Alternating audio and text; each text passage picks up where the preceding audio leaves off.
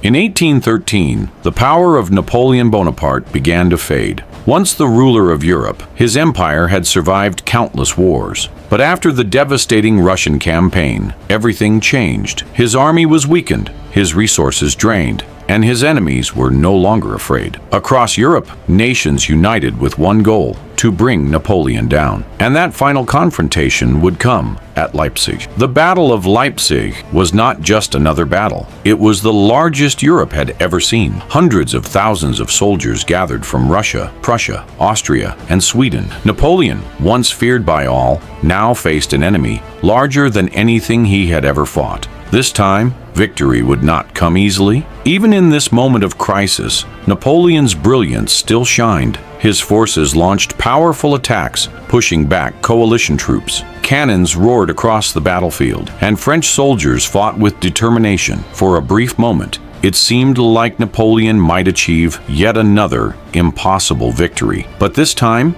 the enemy did not break. Reinforcements continued to arrive. Wave after wave, Napoleon's army, already weakened, began to stretch thin across the battlefield. Slowly, the coalition forces surrounded him, turning the fight into a deadly trap. Then came a devastating blow: betrayal. Some of Napoleon's allied German troops suddenly switched sides in the middle of battle. Confusion spread instantly. Orders became unclear. Trust disappeared, and the battlefield turned into chaos. The army began to lose its structure. Realizing defeat was near, Napoleon ordered a retreat toward the city of Leipzig. His army moved quickly, trying to escape before being completely surrounded. But then came the fatal mistake. The only bridge for escape was destroyed too early. Thousands of soldiers were trapped inside the city with no way out. With no escape and enemies closing in, the French army collapsed. Soldiers threw down their weapons. Some tried to escape through the river,